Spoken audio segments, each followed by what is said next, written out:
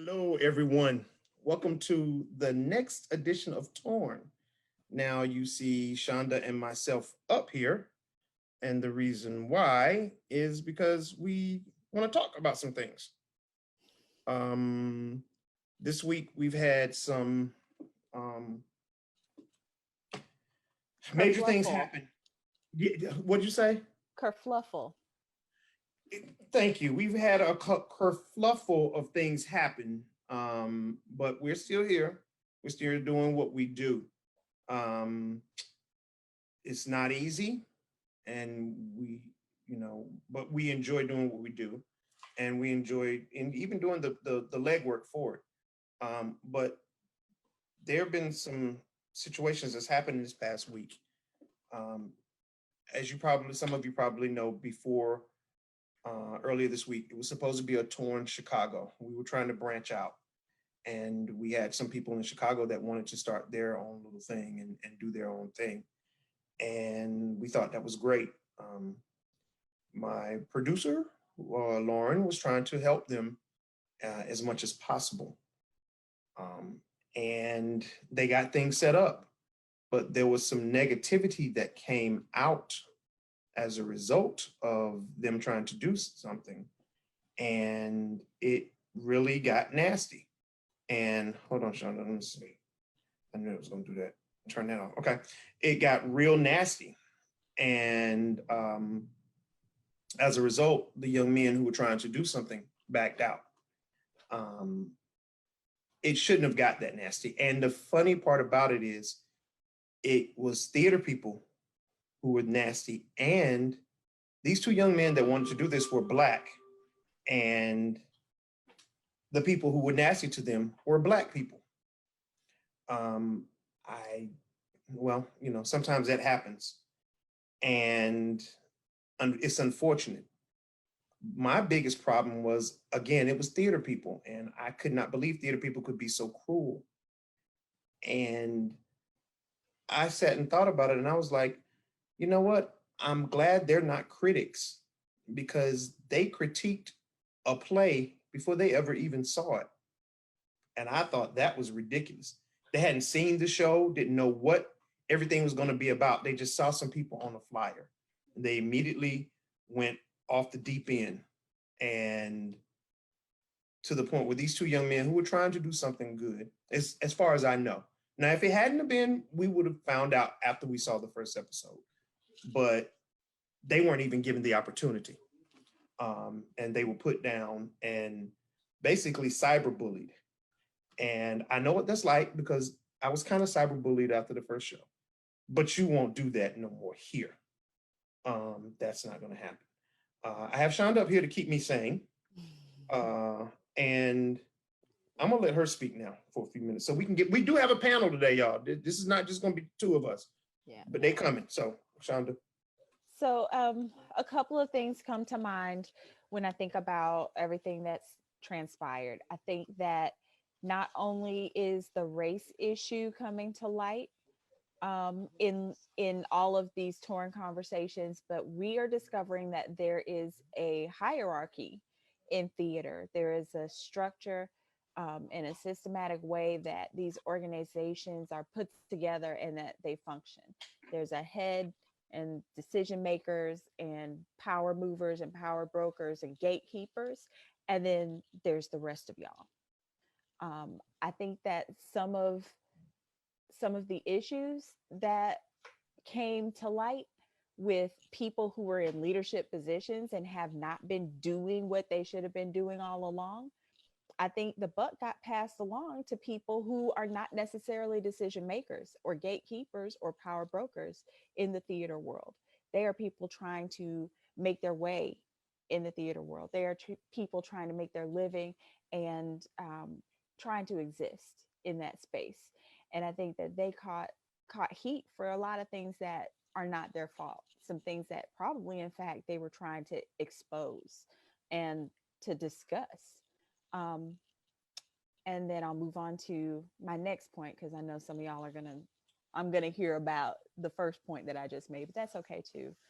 Um, I think the next thing that I find alarming is the fact that we are seeking deliberately to have intelligent, thoughtful, well-rounded conversations in this space. And in order to do that, we have to have everybody at the table. We have to have people who look like me and people who don't look like me. We have to be able to have a civil conversation, to be able to ask questions, to be able to call people in rather than calling people out for some of the things that have happened in the past. I know that there are some historical hurts and traumas that Black people are carrying, and that some of those are directly related to their efforts in the arts. But if we can't have a conversation about that with the people who have harmed us, with the people who have hurt us, we are not going to make any progress. We're not going to make up that ground. We have to be able to sit down and talk to everybody and come to a consensus, come to an understanding. Okay. And they have to be there so that they can hear what our demands are going forward, so that they can understand what it is we are truly seeking from them. And if they're not at the table, they don't get that information, or they get that information secondhand and it's watered down and it's filtered. They need it raw, real, and intact from the people that it's affecting. And if we don't have these conversations, these hard conversations, these difficult conversations, complicated conversations with the people who need to have these conversations with us, talking amongst ourselves is one thing, and it's necessary. We need our affinity space, but we also need to all come together at some point and have these talks. So I'm disappointed that there was such kickback before there was um, before the discussion even launched. Um, and then the final thing that I'll offer is, it's clear that what we have here in the Triangle is special. It's clear that what we're doing here in little old Raleigh, North Carolina, and Durham, and Chapel Hill, and some of the surrounding cities that I didn't mention, but do have very significant arts influencers and influence. I think we have something special, and we need to recognize and honor that. And we need to take that and be leaders for some of these areas. Um, it's kind of like, when your parents say that the oldest is supposed to have better sense, or the big kid is supposed to have better sense, but here's the little one being the example. We're doing something special here with these conversations. And yes, we enjoy this is a format that I like very much, but the legwork is the important part. We're not just throwing random people in a group and saying we're just going to turn on the cameras and see what everybody says. There's thoughtful planning that goes into this. We think about who's going to be invited. We think about what questions we're going to ask them. We think about how to drive and steer those conversations. And so when you see Juan on the screen with a group of people, or when you see myself or Aya Wallace or even Lauren on the screen with a specific group of people, you can trust and believe that that group of people has been vetted. They're thought leaders in the arts. They're practitioners. They are in the field, and they have something very specific and very unique to add to the conversation. Otherwise, they wouldn't be here. And I think that that's something that we need to recognize and honor, the fact that we have so many people here in the Triangle area and here in North Carolina and within our individual circles who can add relevant pieces to this puzzle and talk them through. Um, I'm I was surprised at first, and then I was disappointed, and then I was confused again. And I think I'm coming to a point now where um, I'm I'm just grateful that we do have a community here that's ready to engage and ready to think and ready to peel back the curtain and reveal some of the stuff that we need to talk about and dig into those conversations. So that's what I had to add. That was my little 2 cents on the matter. Thank you, ma'am. So Shada's got to go now and deal with my niece. Is she asleep yet? She's Oh, she's not asleep. She's watching Disney Plus in the back room with her auntie. okay. So Yeah, we're gonna let her watch Disney Plus. I've got about 10 more minutes. Okay. Well, we are going to let our panel on now. Now, if you want to stay, you can. But if you want to go ahead, I'm gonna let y'all have it. I trust you. That's the other thing. We trust each other. We yeah, trust yeah. each They have to keep other. we trust each other, but they have to keep monitoring me because I go off on the deep end sometimes. So, all right. So I'm going to let them in now. Thank you, Shonda, for being Y'all up have here. fun now. You're here. All right. Good night. Good night.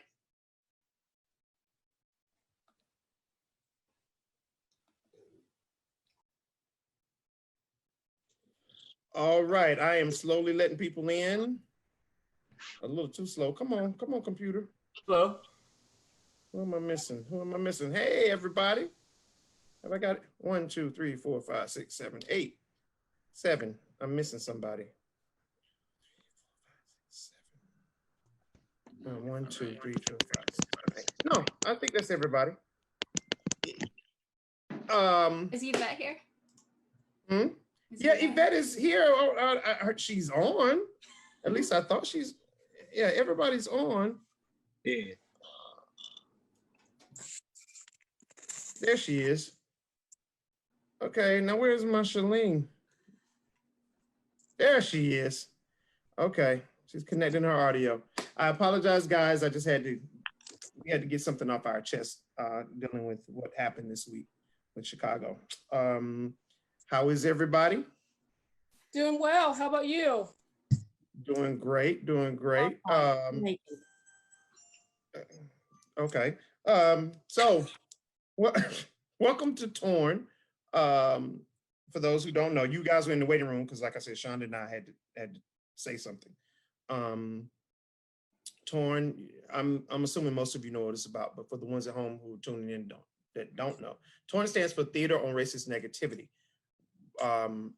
What it means is basically theater people talking about the negative side of racist stuff and racism, and then sharing each other's stories on what their experiences in this country or this world have been dealing with that topic itself.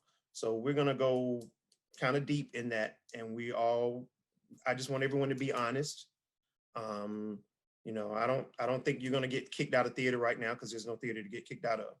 Period. You can always do theater from your computer. So this first thing I'm gonna ask is everyone to introduce themselves, tell what your nationality is, and tell what you do in theater. Now, every now and then I'm gonna call people, and every now and then I'm gonna reiterate what we say, because theater people, we love to talk. Like right now, I probably need to shut up. So let's start with, let me see who I want to start with. Let's start with Pim. So Pim, your name, your nationality, and what you do in theater. All right. Hey, I am Pim. My full name is Pimpila. I am Asian American. I do it all in theater. Actor, techie, etc., etc., etc. Okay, thank you. Let's go to Joel. Hey, what's going on? My name is Joel. I am Afro-Latino. And in terms of what I do, I'm an actor, and I'm also an educator. Okay, thank you, sir. Jerry Sip. Hey everybody, I'm Jerry Sip. I'm a native Chapel Hillians. I mean, I'm pretty as American as you get, I suppose. I am an actor, director, artistic director, writer, and theater enthusiast. Sir, Ford Nelson. Hey, my name is Ford Nelson. I am a white American, and I have done acting and education. Okay, thank you, sir. Yvette. Okay, I am Yvette Holder, and I am Black. I don't mind saying that. And I am a producer. People call me, you know, I don't know, come up with a lot of concepts, whatever that title is or whatever, but I'm a producer and actress is what I go with. Okay. Chalene. Hey guys, I am Chalene Sugar Ducksworth. I am an actor and an educator, and I am Black. Okay. Jarrett? Hello, everyone. I'm Jared Anthony Bennett. I'm an African American male, as you can see, and I am an actor. Okay. And last but not least, Darius. Hi, I'm Darius. I am Persian and white, and I am an actor. Okay. Thank you for that. Now, one of the reasons why I do that is because there are different answers coming from everyone. Now, two people actually, like if I wanted to know your family's background, you didn't tell me that. And it's happened every show so far. And and those two people are the white people in this panel. Jerry said he was American, and Ford said he was white American. There's no good or bad, but my question, why, and this is rhetorical really, because we're just gonna go on, but why didn't they tell me their heritage background? And why did the rest of you tell me your heritage background? Because everybody up here was born in America, correct? Correct. So Yeah. American would have sufficed. But everybody up here, there's nobody. Kaylee Morrison's the only person I've had on one of mine that if she traces her family tree, is going to be here because she's native, indigenous native of this land. Everybody up here, if you go back, somebody came from somewhere else to be here, whether it was by force or by choice. So that is where we're going tonight, to understand why we did what we just did the way we just did it. It's been inbred in us. It's not good, again, it's not good or bad. It's just what we're used to. And even as far as Yvette and Jared go, I got Yvette, Chalene, and Jared. I got Black from the two females, and I got African American from the male. That right there is an age thing. There's a difference in, I know who the youngest one of the three of you is, because Jared said African American. So yeah, so that's where we're going this evening. Now, this question I'm gonna ask, which is one that I've asked all panels, when is the first time you learned you were different? Now, understand this question. When I say you learned you were different, I'm talking to Ford and Jerry as well. Like there had to be a first time you saw a Black person, or the first time you saw a person of Asian descent, or a person of Spanish descent. And if you can remember, there had to be something to go, wait, they don't look like I look, and everybody that's been in my house look. So if you can remember, when is the first time that happened, and what was your thought process behind it? Let's start with Joel. Wow, what a question. I think I want to go back to perhaps undergrad, honestly. I grew up in Bridgeport, Connecticut, and people think Connecticut, they think, oh, like money. Is like, nah, not where I'm from. But the population there is mostly Black and Hispanic. So a lot of people look like me. So I didn't really think of myself as different at all. But then when I got to college, I'm like, and even like when I got to my acting class, I'm like, oh shit, can I curse? Ooh. Great. Go ahead. Wonderful. When I got to college, I'm like, oh wow, I'm one of like the few people of color in this entire program. And then when I went to UConn, it's like there's a sea of people who just don't look like me, and I almost felt the need to kind of sometimes even code switch and act like them because I just felt so out of place at times. Okay, thank you. Chalene, same question. Yeah. For me, it kind of started in my own house. I'm adopted, and I was adopted by two African Americans. So just noticing that I didn't look like them because they were darker than me. But going to school, starting school, started with a lot of Caucasians in smaller grades, and then progressing, people started to take their kids out of public school. So, but it started in my own house, asking questions and identify as Black. I know that wasn't a question, but I identify as Black because I consider myself of Blackness, and I don't know of Africa. I understand that is, where we come from, but I understand myself as a Black American. And that is something to be, if I went to Africa, I would stand out as an American for sure, but as I am of Black America. But yeah, in my own household. Yes, okay, thank you. Jerry Sit. Same question, of course.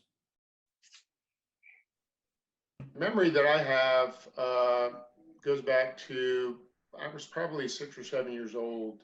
My mother was a social worker and worked with lots of different populations, including folks with mental and physical disabilities and folks like that. And I recall we lived kind of, if you know where University Mall is in Chapel Hill, we lived near the pool that's right there, the Ridgefield Pool.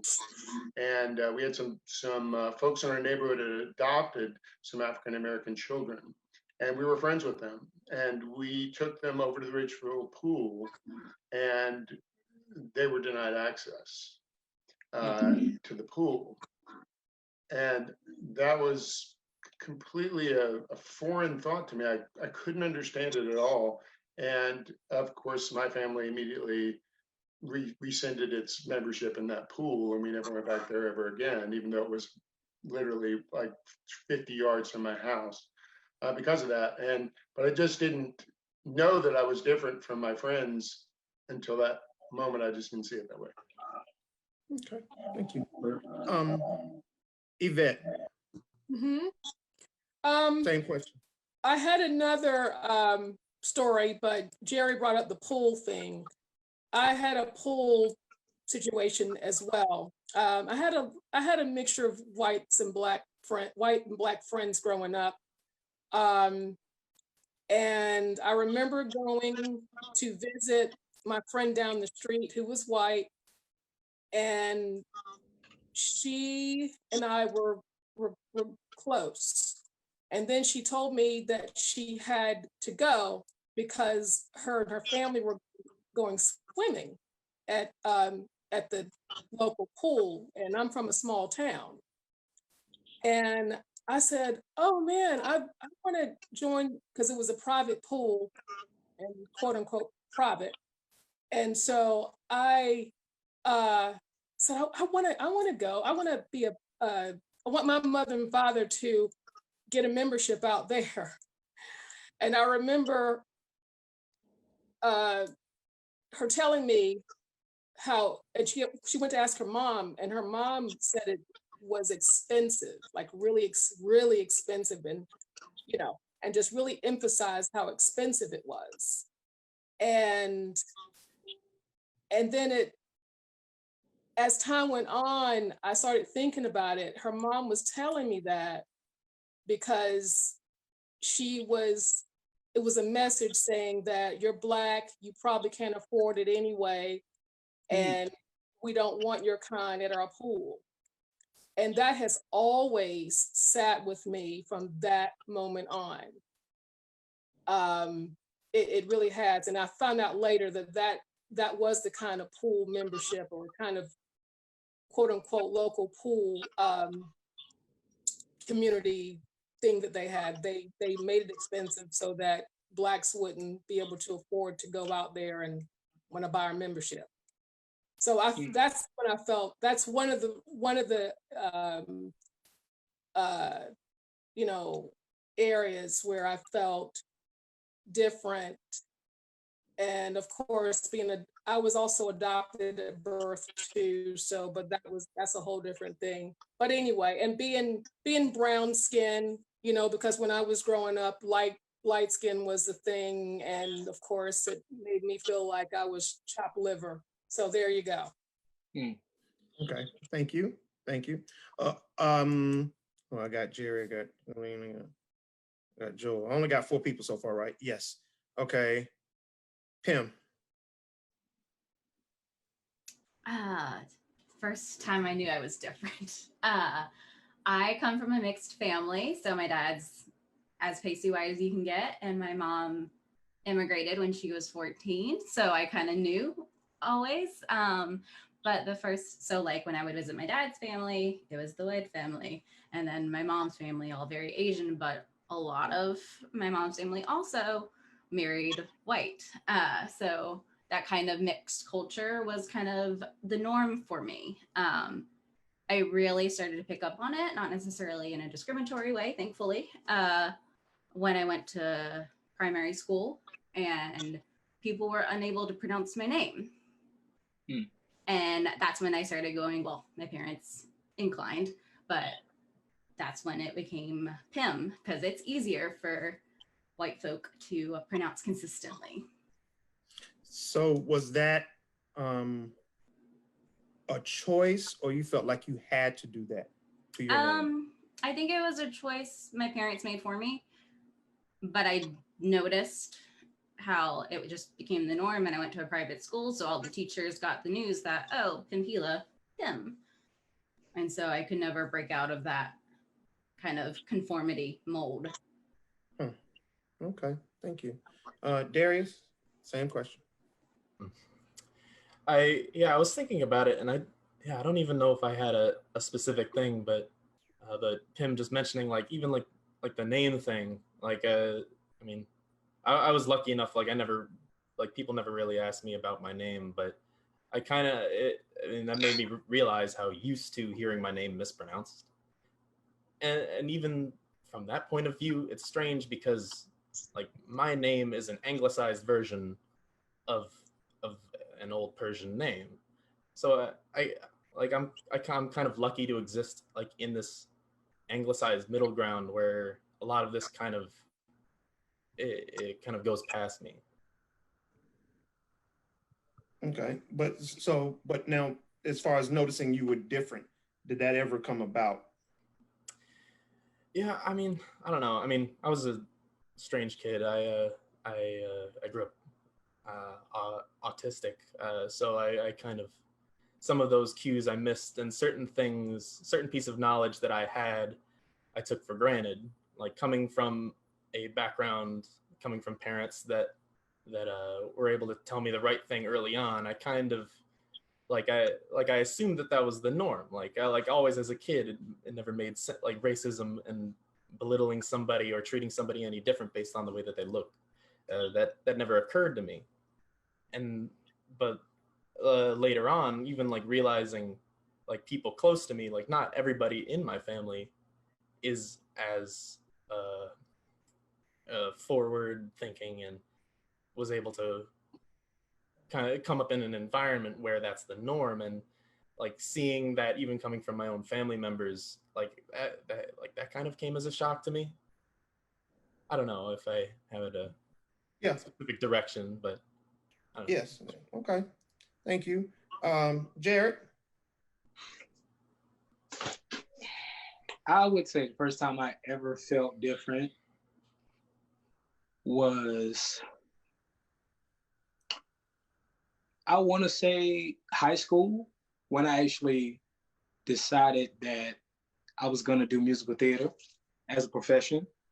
And being from a small town with like 1,500 people total, heterosexual males don't do musical theater, because if you were into theater, automatically you were put into a stereotype or a class that you were homosexual.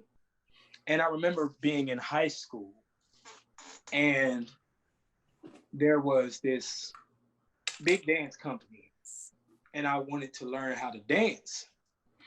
And I remember there was a guy who was in that company and how everyone looked at him. And he was homosexual, but it's the fact that he was an African-American male, a Black man, in a group with a bunch of women, and how everyone automatically assumed that he was gay without him saying his sexuality at all. So I remember just thinking to myself, okay, this is what I want to do, but I can't. I feel like I'll be judged heavily if I go out and do what he did. So I would say that's the first time. And even when I got to college, well, not even when I got to college, when I got away from college, when I graduated, I did a show in Rock Island, Illinois for a summer. And that's when I really found out what it was like to be a token, because there were only 2 Black people in the show, but the other Black person was barely there outside of the show. So a lot of times I felt alone and knew what it was. I finally understood what it was like to be considered the token Black guy. So I would say those are the times that I felt different. Okay. Ford. Well, I mean, when I was in preschool, I had to go to the bathroom once really bad, and we were out on the playground. So I just went on the playground, and people were looking at me like, oh, that's not right. And so I then realized that, oh, people are different than physically than myself. But then besides that, it's I mean, I don't want to sound like the white guy giving himself a pat on the back because he's doing a good job out there. But when I was like in 3rd grade, I think there was this kid who was in a wheelchair. He couldn't speak, couldn't do anything. He'd only had these buttons he could kind of press sometimes. I would go up to him, I'd wheel him around the playground and make sure he was getting he was at least feeling like he was a kid our age and stuff like that. And I mean, there have been incidences like that. And even now, I work with people who aren't like me in some senses. And I get a lot of the times like, oh, you're pretty cool for a white guy. And I'm just like, thanks. But if I said that to them, oh, you're pretty cool for anything else, that'd be kind of weird, you know? Anyway, so I guess if that answers the question. Yes, it does. Thank you. So as viewers, as you hear, there are varying degrees of what everyone has experienced.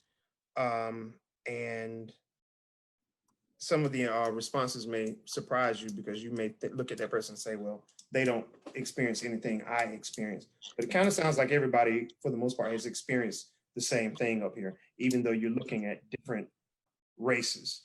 And Jared, since you brought it up, let's go now that we've talked, let's go to theater. Let's go. Do you guys feel like sometimes people are put in places because of how they look and not their talent? And how have you felt about that? So Jared, you started it, so let's go. You first. Did you say me or Jerry? You. Okay. You, Jared. Okay. Honestly, yeah. And to just be completely direct about it, I felt that way often in some shows I have done, but I knew that they were put in that position because they were a white male. But then I see the work ethic and I'm like, I could have done 10 times better than that. But because I'm Black, I know that they didn't even give me the time of day. They just put me in the ensemble. Okay. Oh, and by the way, again, theater people, try to keep your answers short. We ain't gonna be up here all night. Y'all know y'all theater people, y'all love to talk. That's it. All right. Ford, let's go to you. Could you repeat the question? Yes. Have you ever seen in theater or ever felt that someone was put in a position, whether it was on the stage, backstage, whatever, that Absolutely. they were put there because of their race or because of their difference? Yeah, if And they were put there talent. because of, or put there not because of. I'm currently seeing someone and they're telling me all about the theaters in Atlanta.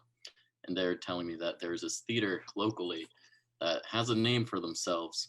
However, it's hosted by a not so understanding individual. There was a thing that they were trying to integrate more people of color on stage, and there is a recording of him on the phone stating that he doesn't feel like he needs to ugly up his stage because of that. And so, yeah, I definitely feel like even in Atlanta, which is classified as more of a progressive town, we're still in the South. We still get people, even in the theater community, who don't see eye to eye on all of us just based on skin color or race.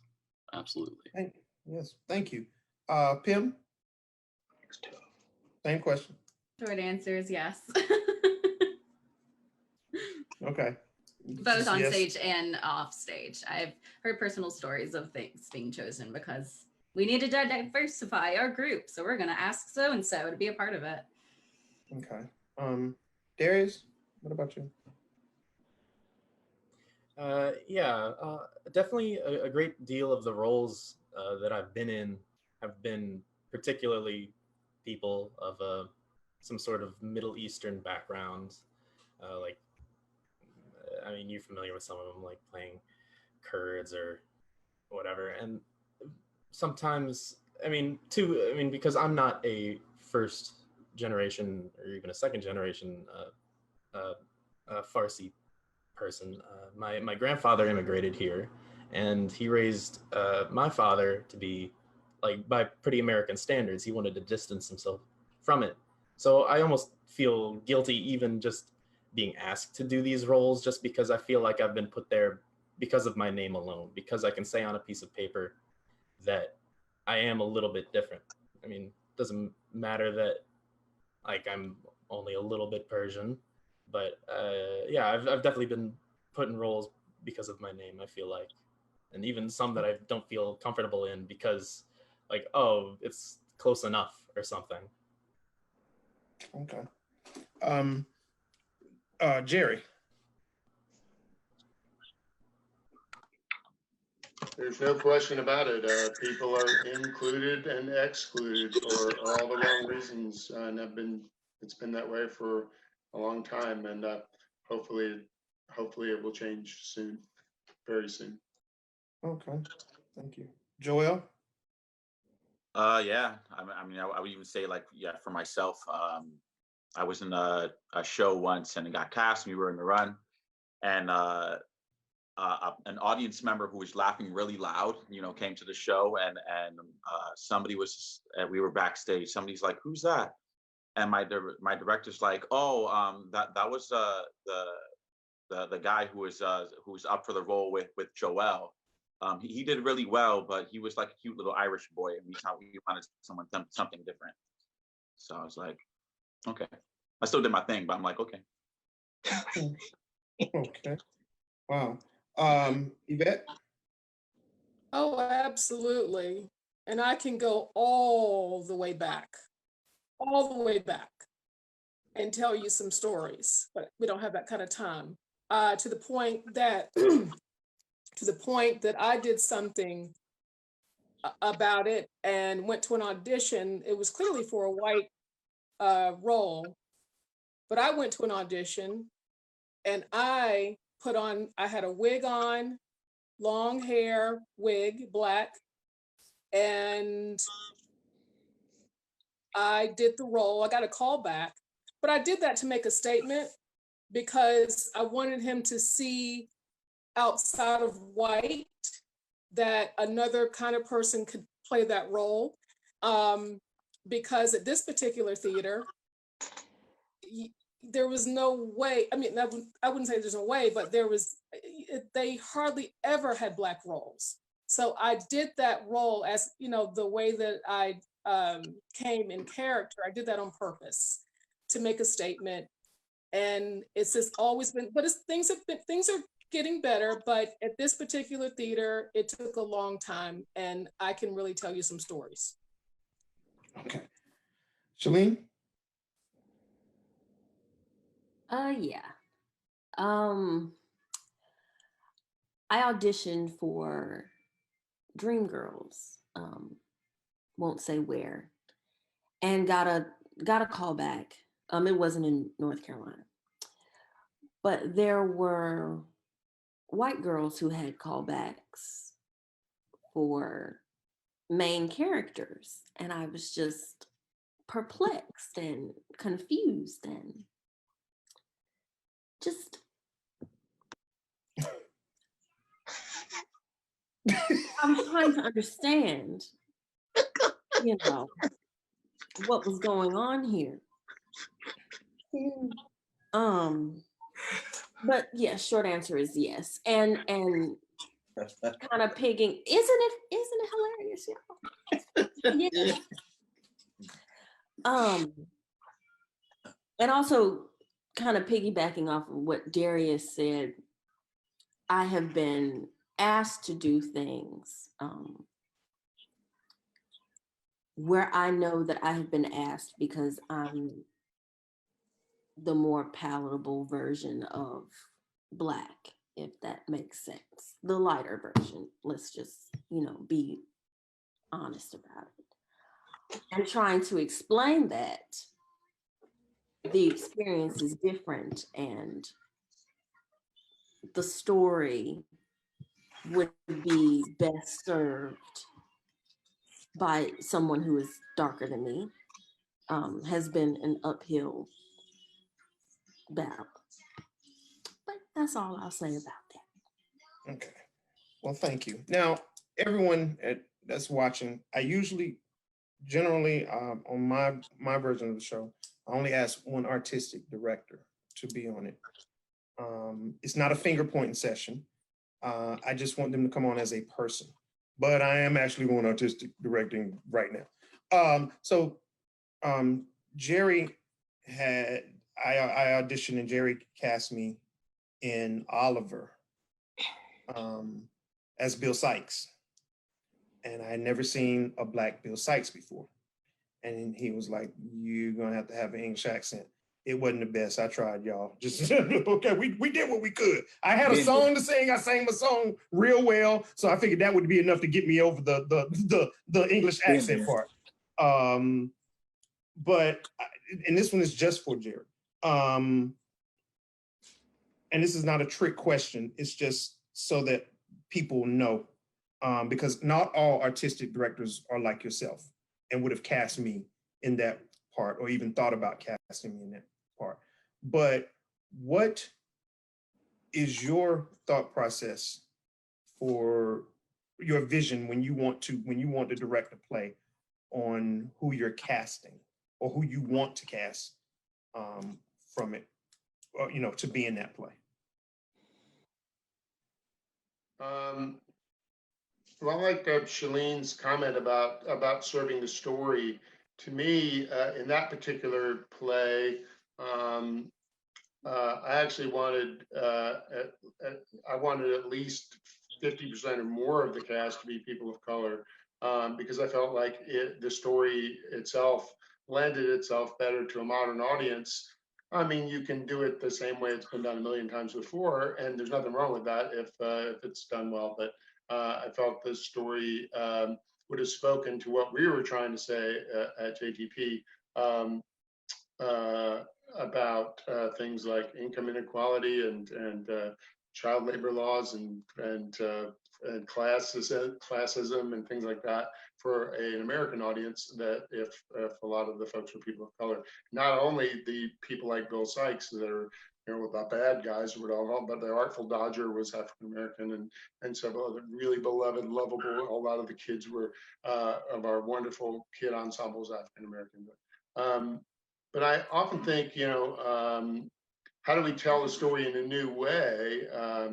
Is a lot of the way I find interesting nowadays, and so I oftentimes cast against type, if that's a word, but not always. I often think also you have to cast the person that serves the role the best.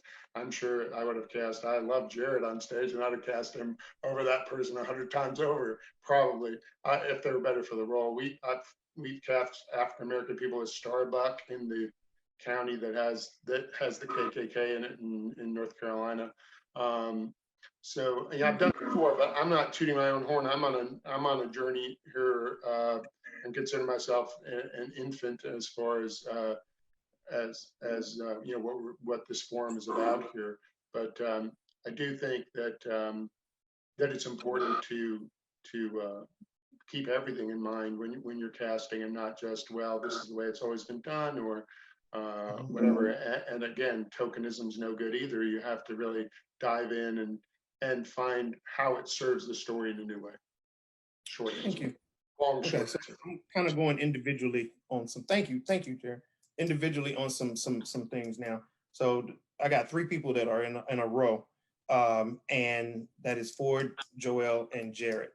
So you both. Wow, 3 people won. The 3 of you have worked in North Carolina, and you have worked outside of North, and you are currently working outside of North Carolina. Let me say it that way. Let's start with Joel. Now, Joel, you're not from here, but you work down here. What is different for you there than here as far as theater goes? North Carolina? North Carolina to where you are in New Jersey. As far as working in theater, what is different? Oh, y'all are really Good, nice. bad, ugly. I mean, I would say in general,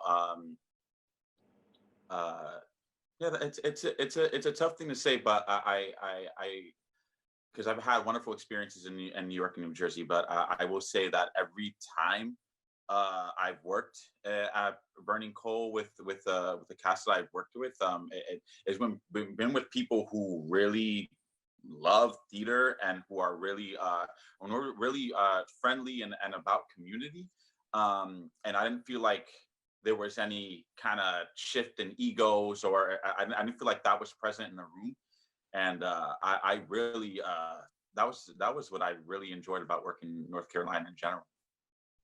Okay, Jared, same question. I would say the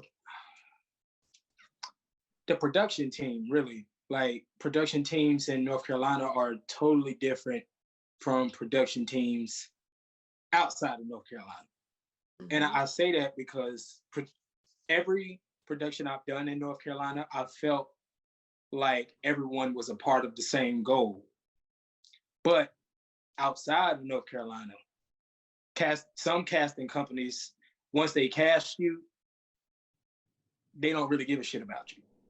That's just being honest. Like, for example, I'm not gonna say what, but I did a recent production, and the housing in North Carolina was 10 times better than the living situations we were in going on tour. So I would say you're treated more as like a person instead of just an object putting on this show, if that makes sense. Yes, it does. Thank you. Ford, same question.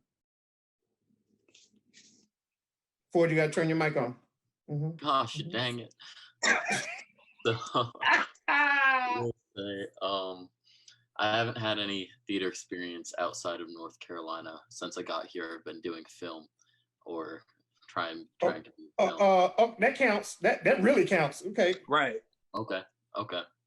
Well, I mean, theater and film themselves are just completely different. I will say in North Carolina, everything just seems to be like really like a close knit group, you know, depending on the theaters and theater in North Carolina and film in North Carolina. I've done both and they're both very tight knit.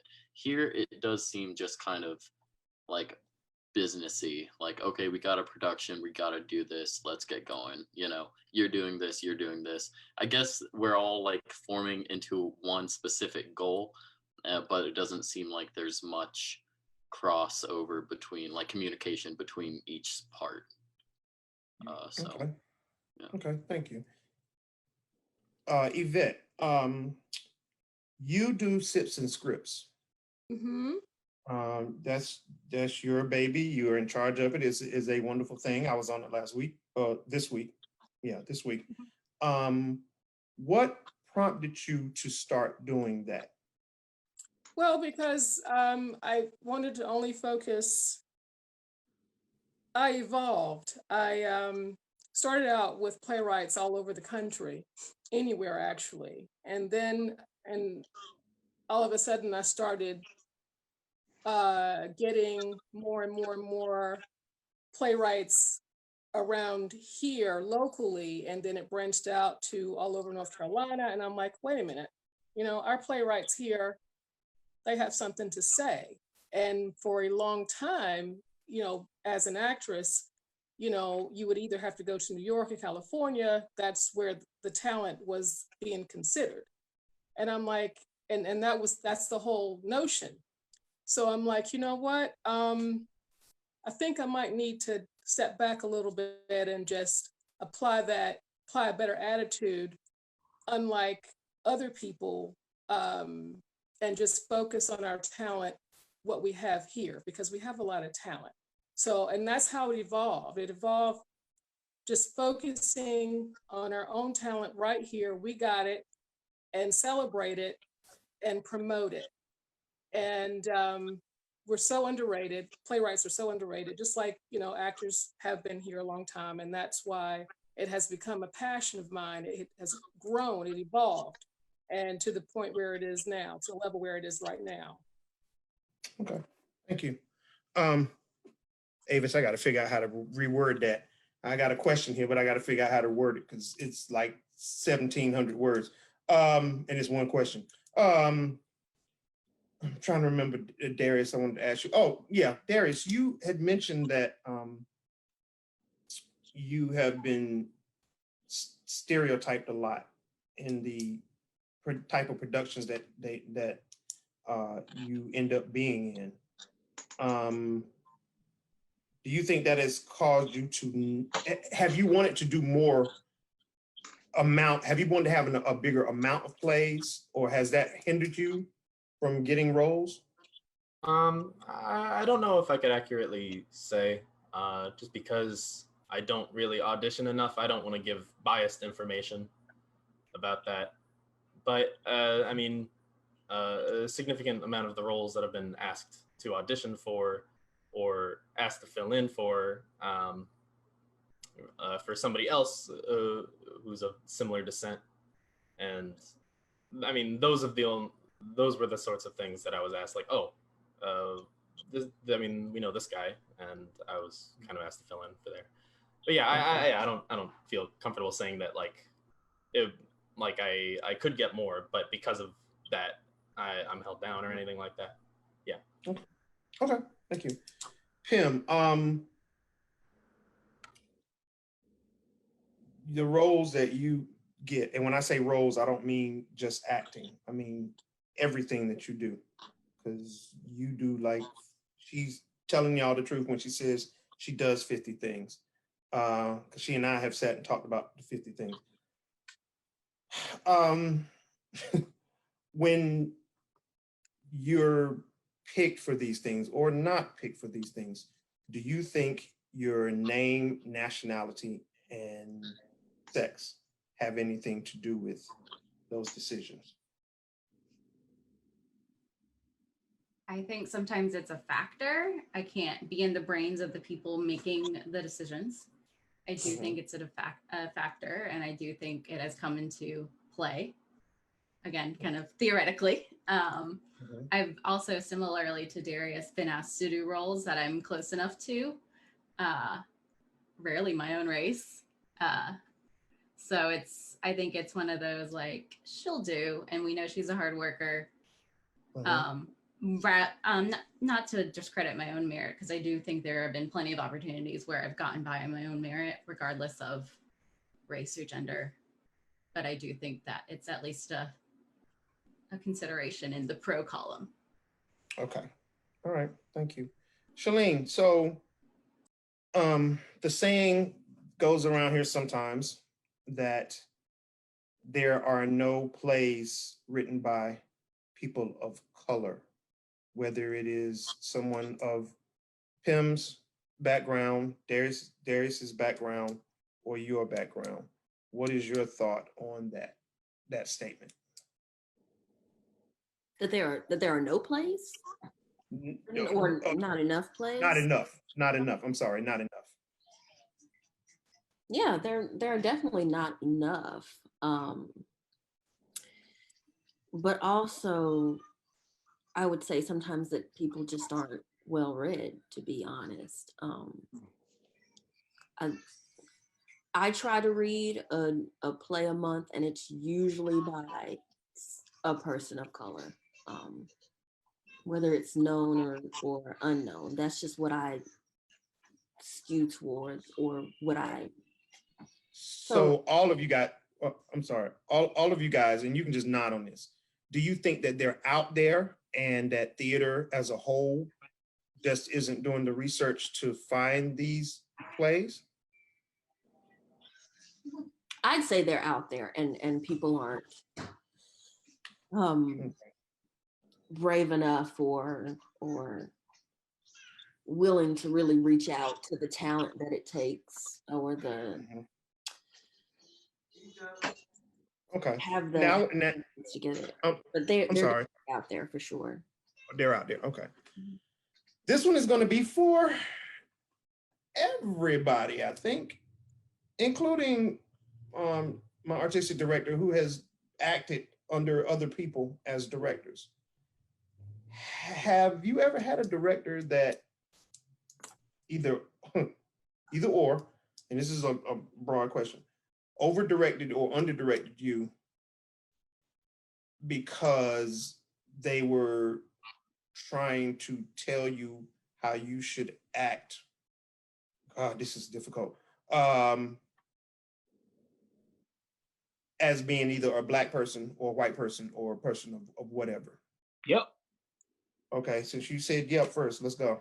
All right, bet. So I was doing a production of The Piano Lesson in college. And for those who aren't familiar with The Piano Lesson, it's by August Wilson. It's an all-Black show. And it was the very first all-Black cast that my college had ever had. First all-Black production, period. So we had both of our directors, the director and the assistant director, both of them were white. The assistant director, I'm not gonna say no names because she done worked in Raleigh for so long, but I mean, I really don't care. So one day, it was a scene where Boy Willie was talking to everyone within the show. And she was like, I was saying my line, supposedly I was saying it wrong. And she was like, no, you gotta say it like this. Kid you not. She starts the line. She says, say it like you're saying, hey, Nigger, in front of an all-Black cast. And we're just like, and everybody looking at me like, So I felt like, well, not even felt, we all knew she was trying to over-direct because everybody else is Black and you're white. Okay. Anyone else on that one before I go on? Because he just, like, it was perfect. What gave me was perfect. Has there been and definitely to the people of color, has there been any time where someone has tried to tell you you're not acting Black enough? Mm. In an audition for sure. Wow. In an audition. Okay. All right. Ford, now that you're not doing theater as much, what does that feel like for you? Because everyone else up here is like kind of still doing theater. To some, well, no, I'm sorry. We've been COVID for 4 months, but y'all know what I mean. Ford, you left here and we weren't COVIDed, so you stopped. I mean, it was going really well until COVID hit. It's interesting learning how to audition for like doing a self tape for film, and then once you're on set, like right now, or at least back then, 4 months ago, I was experiencing a lot of pressure. Like in that moment when they say action, it's like, what do I do? Like what do you want me to do? It's different. Is there a deeper question? No, all right, no, it's going good. Thank you for asking. So let's talk. I'm kind of going back and forth. Let's talk about what's been going on for the past 8 weeks, at least. Because this forum right here was started because of George Floyd. Mm-hmm.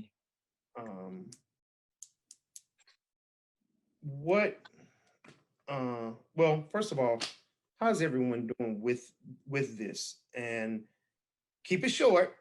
I'm gonna start with you, Yvette. How are you doing with this whole protesting thing?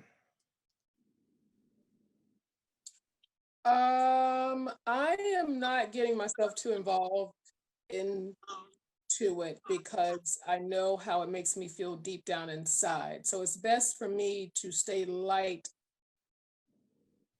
about to express how I feel about it, because it's I'm angry, very, very angry underneath.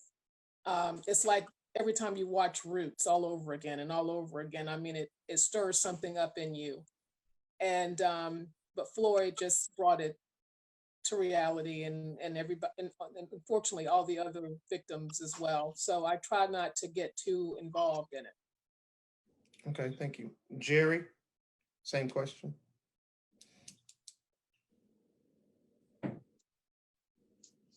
I was reading a new article today about the new information that had come out about the George Floyd situation and his last moments, and it's just a horrifying thing. Unfortunately, if it was an isolated incident, it would be bad enough as it is, but it's just one thing after another, and it's been going on for so long, and it's very troubling to me. But again, I guess my form of protest is to try to continue on doing what I do the best I can do it, and try to use art to be my protest form.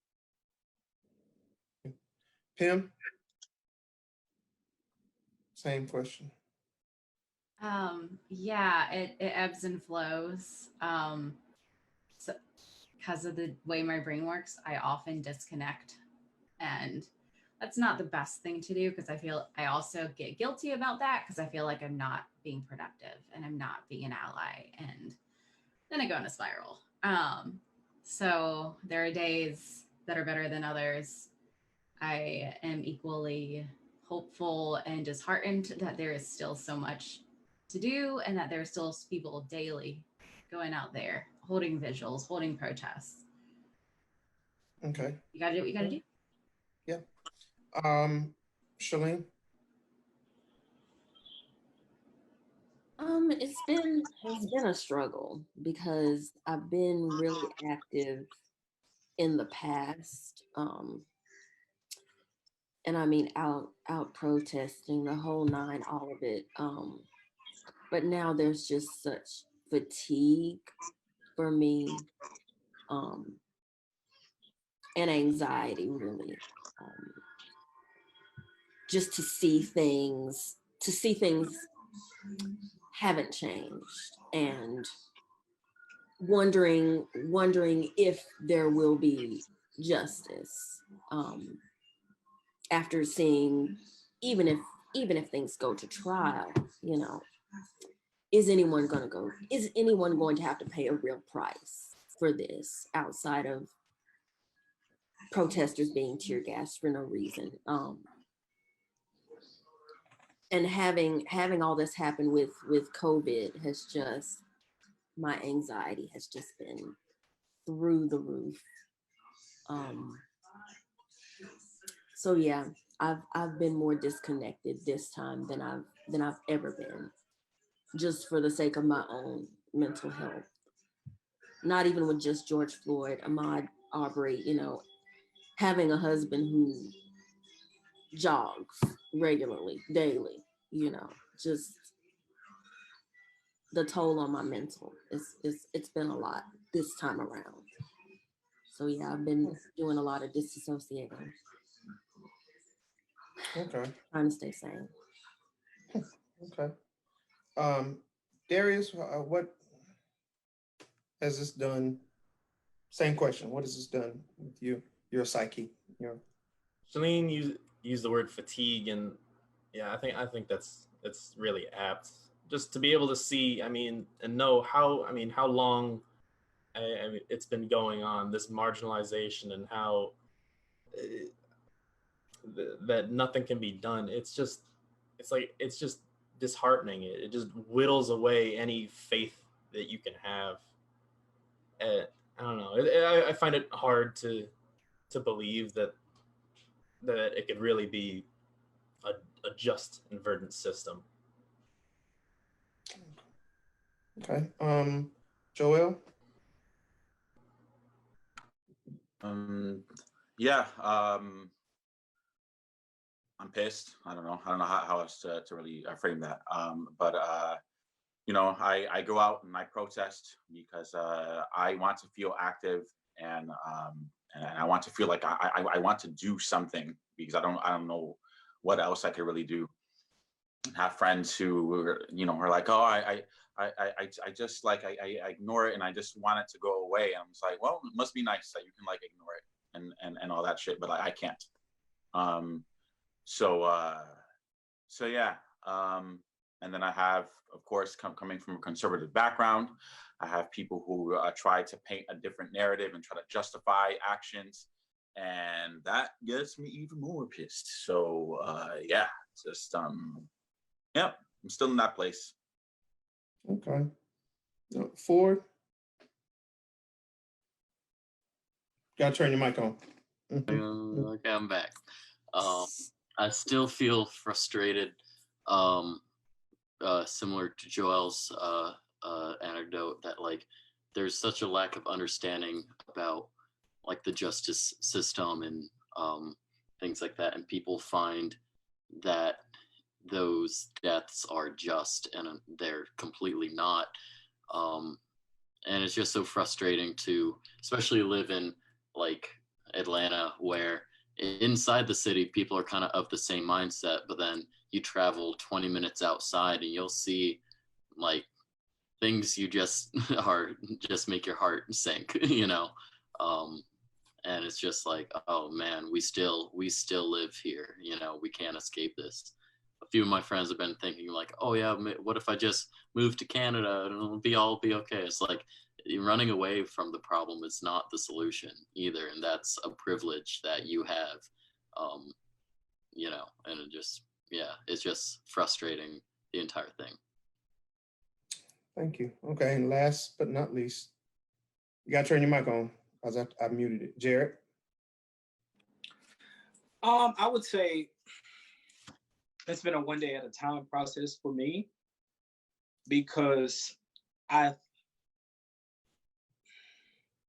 always felt that being Black in America really means that you aren't really free, because we've always been treated differently from everyone else. And it also makes me think that if we had not lived in the age of social media, would this even be covered? Because there have been so many innocent Black people killed, whether it be due to police brutality, gun violence, lynching. This has been going on for years.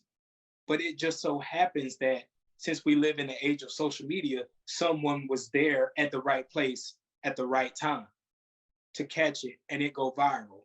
And now the world is opening up to what's really been going on for years. So it really makes me think about all of those innocent lives that have been lost that no one really knows about because it wasn't covered. So honestly, to go back on what Chalene said, it's really tiring and it causes a lot of fatigue. I do my part to protest on social media. I've been to maybe one protest because I was out taking some photos and I walked up on it. But other than that, I do my part to protest on social media because I know how big of a platform social media is. Okay. Thank you. The truth there. Now, let's go back into the theater. So with everything you guys just told me, and basically you all of you are letting me know there is a social consciousness going on with you, whether you actually have been protesting or however you handle it, you aware. As far as theater goes, now we're in COVID. Is there something, theaters is for the most part is our second home. For it, I know you still theater. And I'm doing that because that's where you are next to me. But is theater doing enough? Do you think theater is doing enough? Theater as a whole. We're not calling out any specific theater. I always have to say that because I have an artistic director here and I don't want to I'm not pointing fingers at anybody. But do you think theater, with theater being our second home, do you think they're doing enough for the ones of us who are feeling this, which is basically everybody up here, whether you're Black or white? Do you think they're doing enough? I'm looking around. I ain't starting with you, boy. No, I'm not starting with you. Okay. Chalene. Oh gosh. I think so much of what goes on with theater outside of the story that Jared shared is unconscious bias and microaggressions. So it's really up to individuals to kind of look inside themselves. And I'm not sure if people are really open. I mean, it's easy to address the obvious things. But when it comes to casting and all of these other things, people don't really understand the unconscious bias that they have. So I really struggle with what can be done. And that's kind of where I'm at. Yeah.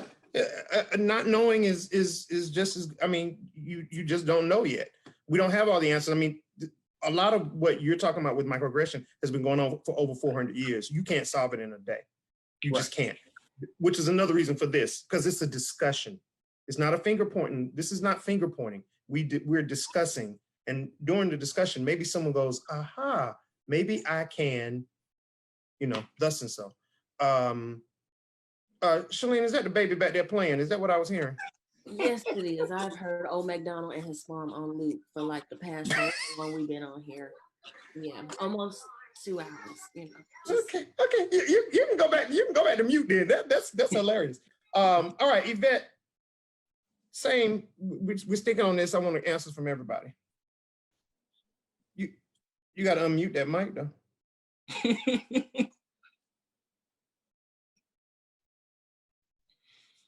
Yeah, Okay. there you go. Mm-hmm. Okay, I think theaters. Okay, I think it's a combination of things. But one thing I will say, because I have to keep it short, some theaters may not want to get involved at all, or they don't want to get involved as much because they have a following that they have to, quote unquote, cater to, and they think about losing their following, their patrons, because they might get an attitude and say, I don't want to come back to this theater anymore because of what the platform that they're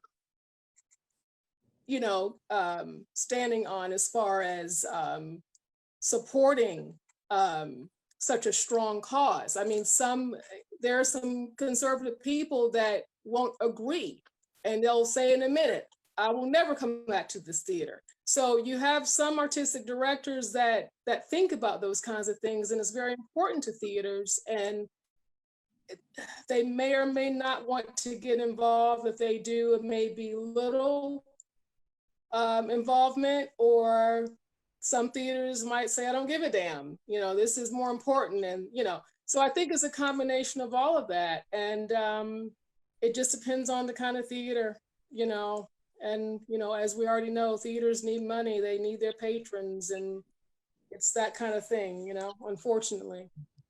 Okay. Ford, you aren't doing theater anymore, but you're doing film, and you're doing, what is it for? You're not doing photography, because you're not the photographer. Somebody taking a picture of you. I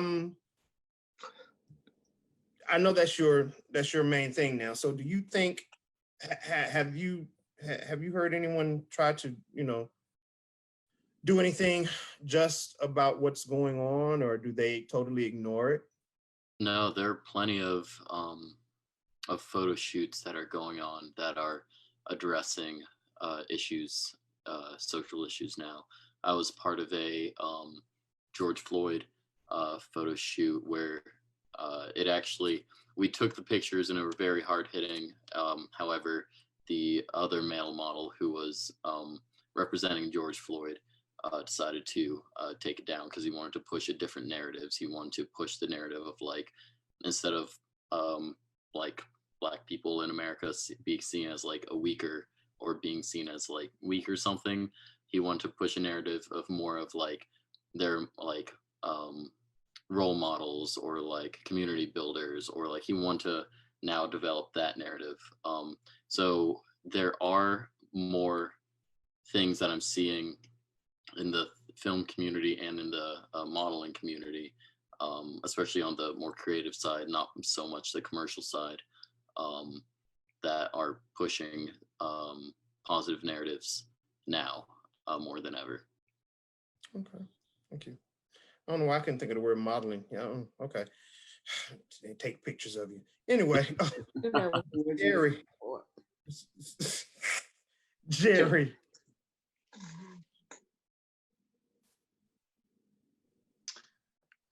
There's no question. I agree with what Yvette said. There has been in the past, the money narrative. We have to realize, in addition to artistic directors, there's also producers and managing directors and accountants and things like that. They're trying to keep these theaters open to be able to continue to do, the art form that hopefully will involve folks.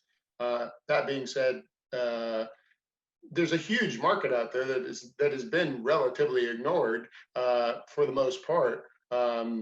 That is people of color, who want to be involved in onstage and backstage and as theater goers and all that. And so there's also money available through grants and things like that to encourage this kind of thing. And I'm trying to be encouraged, and trying to encourage myself with the idea that a lot of the artistic directors in this area, a lot of the managing directors in this area are also waking up, and I think, like me, consider themselves, infants on a journey to do better, and learning and studying and saying, we're open to new ideas to do this, to what we're trying to do better. I mean, it's part of the mission of the theater company that I run. It's not my theater, to reach out and do this, and now it's more important than ever. How do I do it better? How do I do it better? The fact that I'm again, a Chapel Hill American white guy, middle-aged, cisgender, whatever, heterosexual, all this kind of stuff. Am I the right person to lead this company? I start from way back here as a deficit, and it's it's incumbent on me to try to work and do that. And I'm seeing that in other theaters in this area, and I'm also seeing the creation of other theater companies in this area. And as we all know, we're not the only theater. There's lots of theaters out there now that are trying to do this kind of work, and I'm encouraged by that. That being said, again, we're starting from way back here as far as the amount of what has been considered commercial theater has definitely been white-centric and male-centric and all these other kind of things. And it requires, I think, it's incumbent on us to maybe even go, reach out farther than we normally would to experiment on how to change it for the better by getting more people involved on stage and in the audience. Darius, we're still on this question. Do you think theaters have done enough, or your answer, your response? Theaters done enough. I don't know. Like that's a like I don't know if I could say whether or not like in general we're doing enough or not. I think like all I can boil it down to is like going forward. I just want whatever we do we just need to mean it. I feel like so much of what is done comes from a place of appeasement, of like giving or showing platitudes, and I think that's it helps no one. I think that the only way through it is to really give everyone the attention and the opportunities that they deserve. Okay. All right. Thank you. I got 3 that I didn't ask, right? Okay. Pim, come to you. Same. Yeah, it's hard. I definitely can think of theaters who have done the bare minimum, if that, and then theaters who I think are striving and working and growing. I don't know what enough is. I just happened to see that in the comments. But like, what is enough?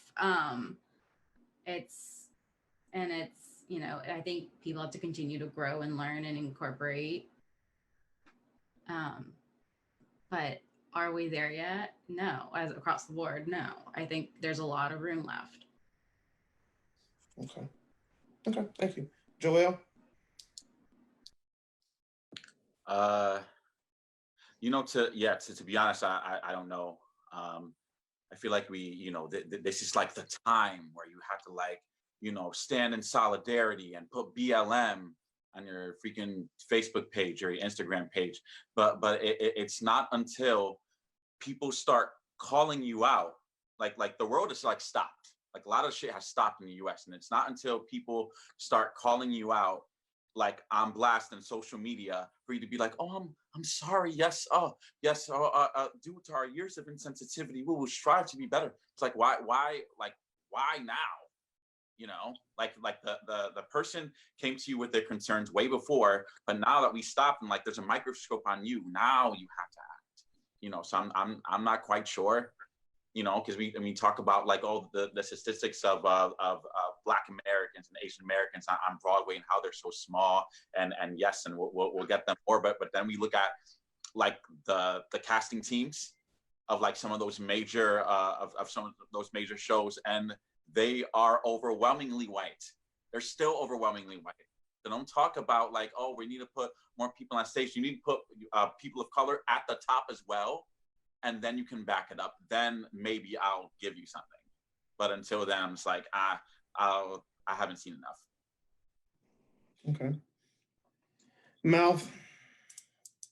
You know who Mouth is. Jared. Absolutely not. I get everybody is saying they don't know. That the only correct answer is no. They have not done enough. Because anytime theaters need Black folks for shows like Dreamgirls and Ragtime, it's sellout. You see emails, calls, personal emails sent out. Come audition for our show. But any other time, you're not getting that. So no, they ain't done enough. I need more than a Black Lives Matter post. I need more than the email that it took you weeks to send out just to make it seem like you care to save your face in the public. I need more than that. And like Joelle said, until it starts at the top and come down, it's never gonna change. So the answer is no, they ain't done enough. That's my 10 cents. Okay. Thank you, sir. Thank you so much. He made me forget what I was gonna ask. What is no, I don't want to ask that yet. I don't want to go there.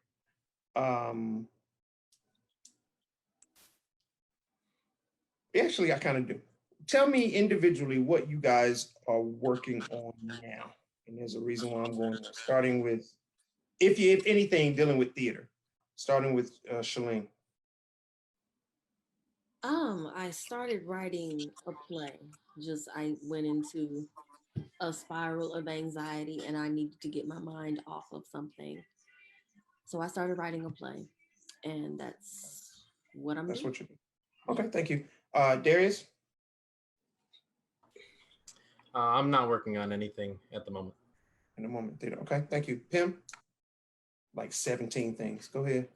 I am one of the stream technicians for the Women's Theater Festival, specifically their fringe shows.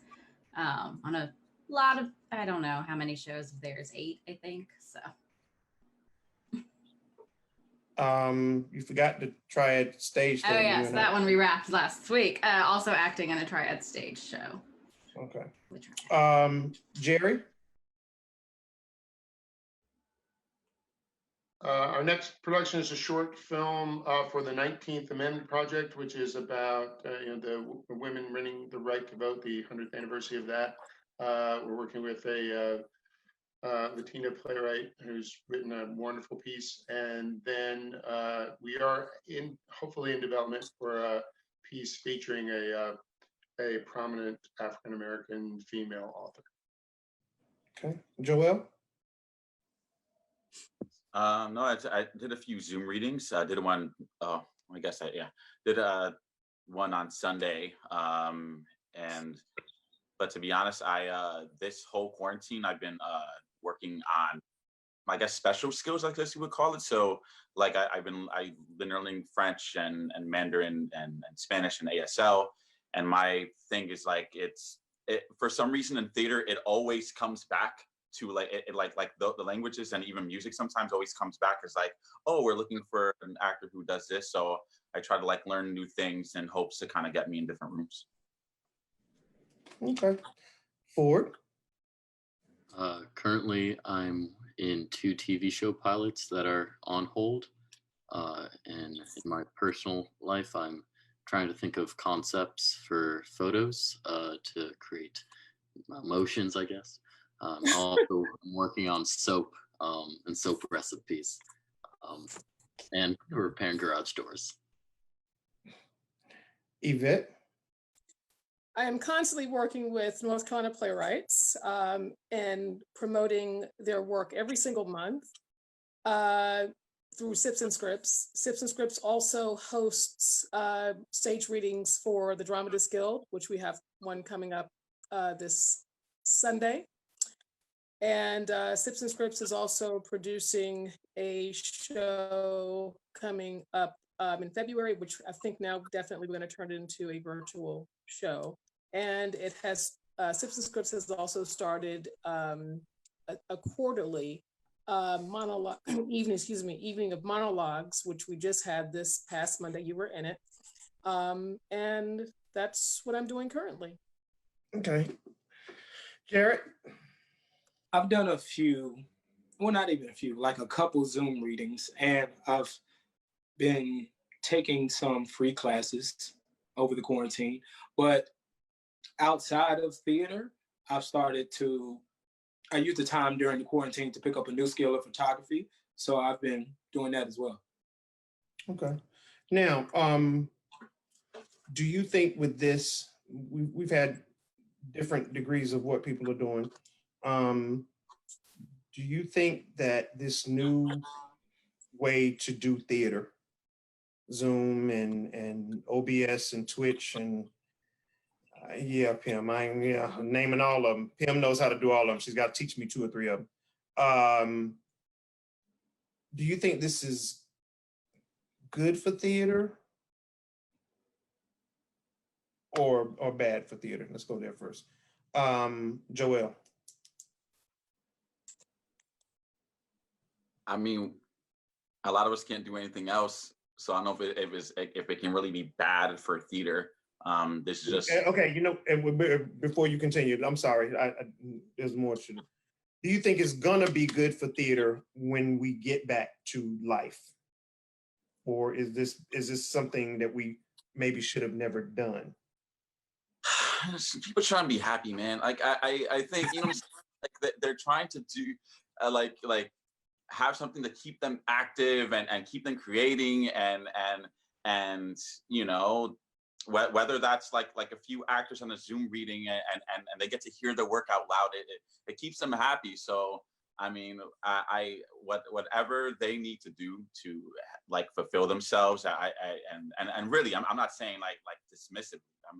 If it really like helps them, fulfills them, sure, man, yeah. Okay. Jerry. I don't think anything will ever replace live theater. I just hope we can get back to it soon. I do think there are some things we're going to learn from this, especially me, because I'm not too good at the technology part of it, and I'm trying to learn. Pim, I'm going to be coming over and talking to you. But I think there's some for instance, you can work with actors across the country that we wouldn't be able to work with before in different and unique ways. We're able to. I work in standardized patient world of acting too, and there's things that we can do now where we would have to shut down the whole thing. So there's pieces of this I think will be used, but we can't make $100 million movies, $200 million movies, which I can do all the time now, right now, and that still didn't kill theater. Theater, I can't wait for it to come back. Thank you. Okay, Yvette. I'm with Jerry. I love live theater. It's just a whole different element. But I will say that this is the age of the millennials, and lots of things are digital and technical and all of that stuff that in this new age and all that. So it's kind of given us a different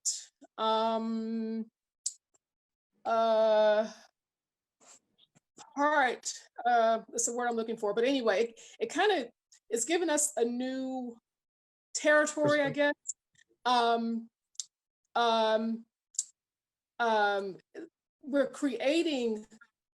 We're learning how to create so much in this new lifestyle in theater, as far as the professional side, and it's teaching us so much, like you just called out OBX and Twitch and all that stuff.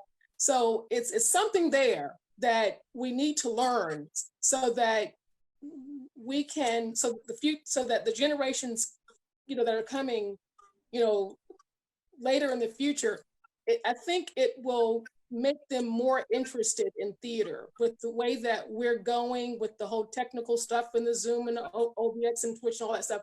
I think that is very attractive to this generation, and it's like I guess it's a blessing in disguise. It'll keep them, interested or whatever. Right, engaged. Okay, thank you. Ford, your perspective is always different because of what you're doing now. So same question though. Well, when it comes to regards of theater, with the COVID thing, I mean, can't really be helped. It is what it is. But I think we're doing what we can be doing with, like people said, the table reads over Zoom or the virtual plays or whatever. I think we're just adapting to the times. But when it comes to the films things, I mean, people are still filming. Like people are taking necessary precautions, but they're not. So they're still they're still trying to get out there and get their things made, but it's such a slow process in unprecedented times. So it's just hard on all industries right now. Okay, and I'm glad you said that, because that's something I don't know if anyone else besides myself. I'm like, well, what is television going to do? But like you said, they're, social distancing, but not really. Right. So yeah, when new season starts. So that's interesting. Darius, would you like to answer that one, sir? Well, yes, I would. I'm mostly going to concur with some of the answers that came before me. Yeah, I think that, there really isn't a replacement for live theater. I think that is most certainly its greatest strength. It's just there's the fewest layers of abstraction between what's being created and the people consuming it. But I also believe that it would be naive to say that there isn't something that can be learned, something that can be gained, and so there's somewhere to grow from this like intermingling of like the streaming technology and being able to reach a greater audience. Yeah, I would say that there's definitely paths forward that will be opened because of this, but where I cannot say. Yes, thank you, Jared. Honestly, I feel like this is the piece that theater needed, for the simple fact that for someone who wants to audition for, let's say, a Broadway show, now they don't have to move to New York or New Jersey or somewhere up north where you have to physically be in the auditions. Instead, there are casting companies having online Zoom auditions. That's going to be a thing. So I really feel like this has been the piece that it needed, but it just came at a horrible time. Mm-hmm. Okay, Chalene. Yeah, I really don't have anything new to add other than what's already been said. Okay, that's fine. Did I miss anybody? Pam, did you answer? Oh, you didn't. Pam? It's a lot of the same. I will say what's been really interesting working with several groups through Zoom, not only the rehearsal process, but staging a show. And so from a reading to a fully memorized piece of production, where one of the shows I'm working on for WTF, like they all have the same like wallpaper background that they're taping up in a room to kind of keep that like set dressing, and they're working on their lighting. And it's like, I think it's giving actors a better appreciation of what the texts do, as well as on the flip side, reaching that wider audience. If you're just doing a reading, you don't have to be limited by location. I think we mentioned this earlier, like the reading that Juan and I did, we were working with people in California and everywhere. And so it was really cool to work with people I'd never met before, wouldn't have gotten that opportunity or potentially until way later down the road. So I think it's opening doors. I don't think it's the end all be all. I think it'll find its niche as we are welcomed back into theater stores and able to find the balance between the virtual and the live, enhancing the live experience even. Are we able to do a live stream of a live theater at a pay-per-view rate, so those who are stuck at home can still see it? Okay. Maybe. Okay. All right, thank you. I got everybody on that one, right? Okay, now I'm going back to topic. Are you comfortable talking about race as a theater person? Now, y'all ain't got to give me an answer. You're gonna actually give me a verbal answer. But I ain't finished with the question. As far as theater goes, so if you were involved in theater, in a particular play, and Jerry, make yourself an actor on this one, and there was something racial that was negative towards you, that includes Ford and Jerry, are you comfortable talking to the theater or someone in the theater about it. Chalene. And if you can, and after you answer, tell me why. Why your answer is what it is. Yes. Not necessarily for the benefit of them knowing where they've aired, but just to have it be a space where I can have peace and to know that I am not the one, basically. That's just where I have to set aside any type of discomforts, because my motto is, if I'm uncomfortable, then everybody just got to be uncomfortable. I'm not going to be uncomfortable alone, because I have to go home with myself. So that's basically, I have to set whatever discomfort aside so I can be at peace with me. Okay. Darius? I don't know if I am, to be honest. I think that's just my own deficiencies. I don't know, like I tend to internalize things or attribute them to my own mistakes or decisions, and yeah, I mean, it's something I'd like to be better about. I'd like the answer to be yes. Okay, thank you. Ford? I guess when you're asking the question, I mean, I am I'd say a standard looking white guy. And are you asking like if there was a part where I would play a German or something? No, I'm asking if you were say you are an actor, and yes. It's a play where it is mostly Black characters, but it has a role for a few white people. Sure. And somebody has made you uncomfortable in the cast. Are you comfortable with going to the AD or your director or your stage manager and expressing that? Sure. If someone's making me uncomfortable in the cast or the crew or whatever, it doesn't matter who it is or whatever, I'd just be like, hey, this is what's happening, and I'd like it to not happen. I don't want it to be an issue that I have to live with if I'm going to be creating with this group of people. Okay. Joel. Thank you, Joel. Yeah, I think maybe that this time has made me realize that I need to be a little bit braver. But there was an instant once where this wasn't racial, but it was like a form of it was sexual harassment, and I had the option to go to the person or go to the top, but the sexual harasser was the person at the top. So it's just at that point, it's what I can't. Who's there to go to now? You know what I'm saying? And then you think about burning bridges and messing up relationships and stuff like that. Maybe now I might be, but before I definitely have skipped that. Okay, Jerry.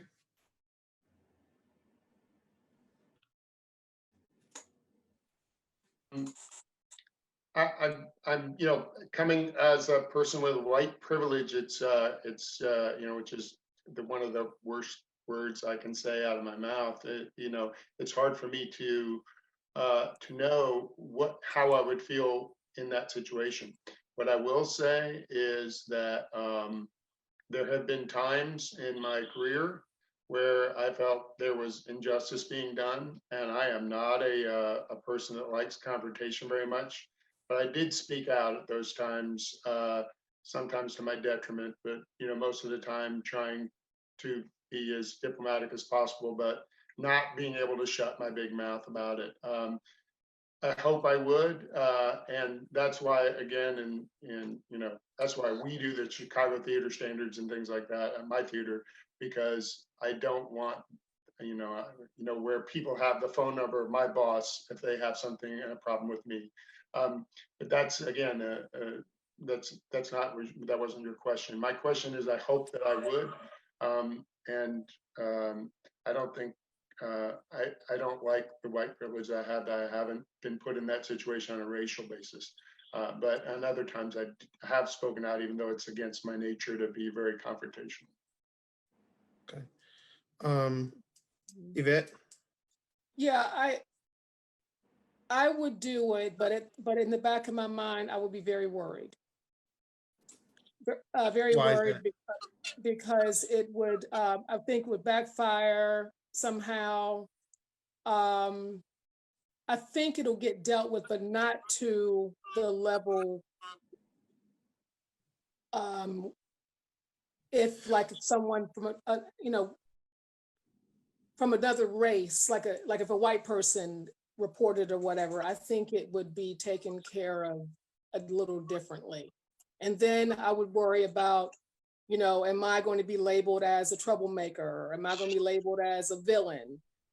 Things like that. I mean, that comes to mind because that happens too many times, where we could seriously be a total victim, but because of the color of our skin, it is some people, it's hard to see us as victims. They think that we're always the person that is the perpetrator, So, I mean, those kinds of things would be in my mind. I would worry. Okay. How I would Thank worry. you. Okay. Pim?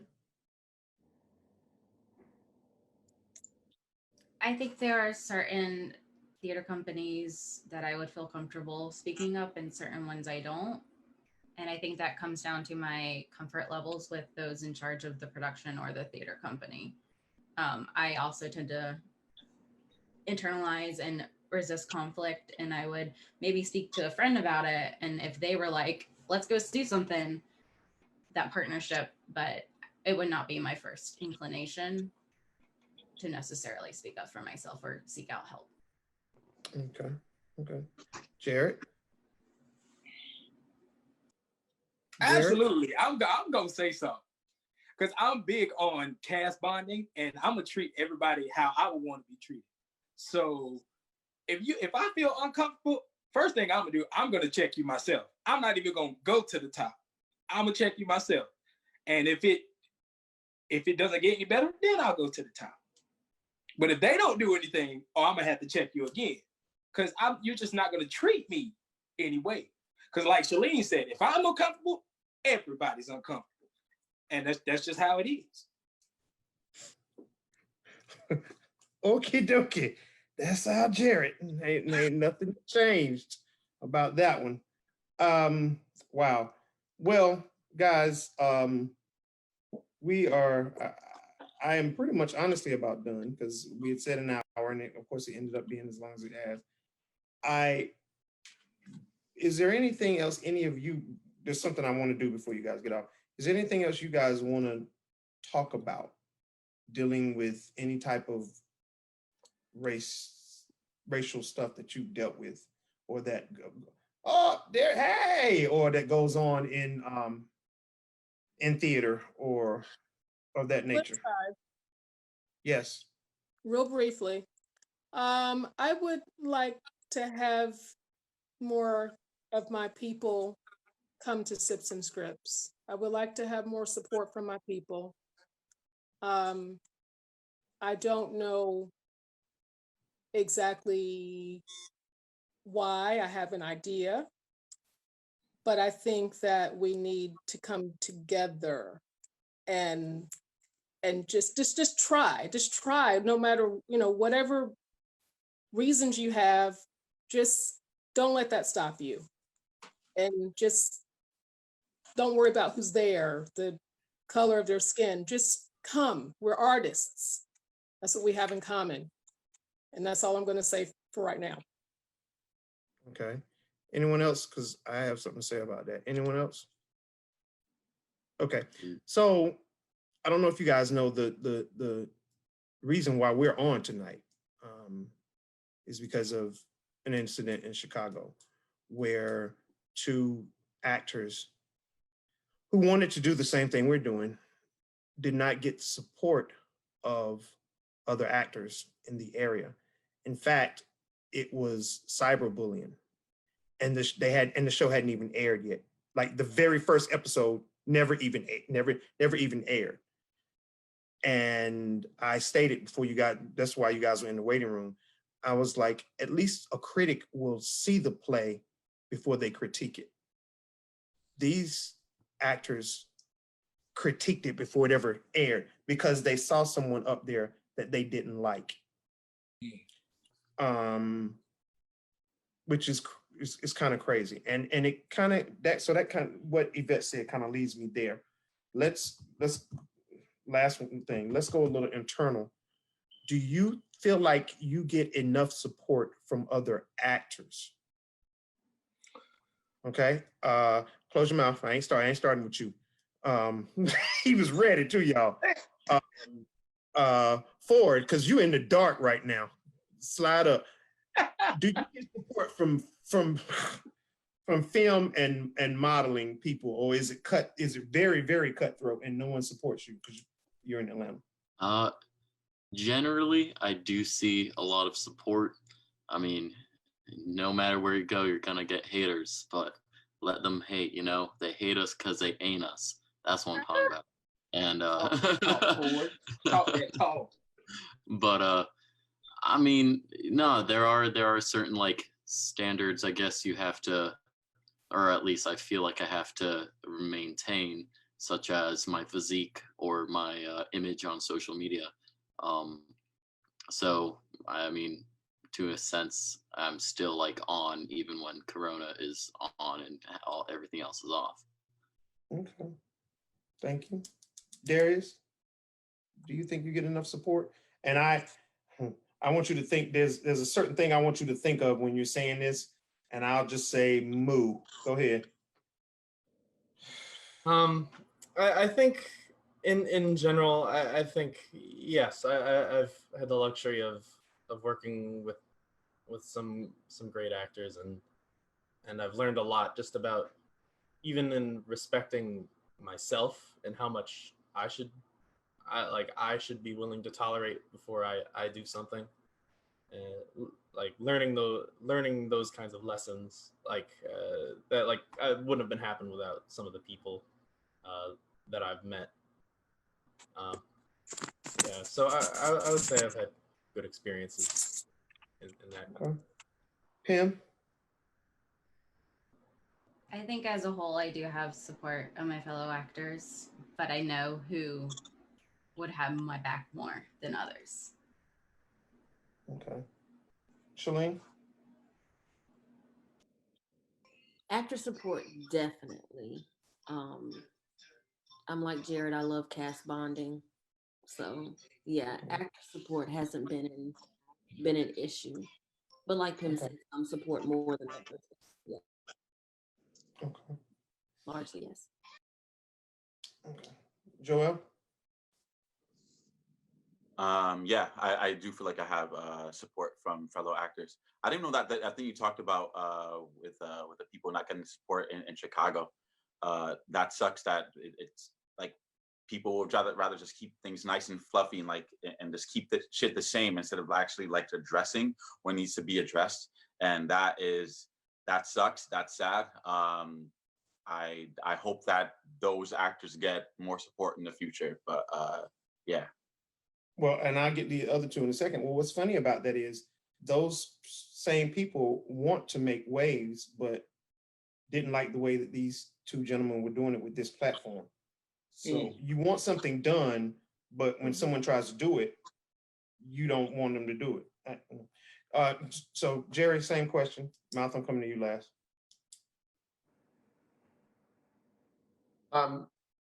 Well, I mostly direct now. I mean, I started out as an actor and spent my entire early career as an actor. And my favorite thing was cast bonding. And I always said the best and the worst thing about theater was, getting to know people really fast and very close. And then the worst thing was then, maybe not see them because they go to California and you're over here. That was always the hardest thing. Because of that, I have friends all over the country. I feel like in the Triangle area, it seems to me that we're all supporting one another, for the most part. And I think I don't feel the cutthroat part of it, but again, I'm not on the, I'm not, doing, auditioning for 50, 100 roles, and going out for films and all that all the time. intentionally, because I don't like that. You know, I don't want to do all that. You know, I don't want to be that ambitious anymore about it. But I hope that everyone does support one another, because it's what it's all about. I mean, you know, and we got to do this thing for the love of it on the stage, and especially because there's no money in it. So we got to do it for the love of the art and the love of each other. Okay, thank you. Jared? I would say I feel a good support from the theater community, but that's also because I've surrounded myself with people who I know support me as much as I support them. So I would say my support system is very well. Okay.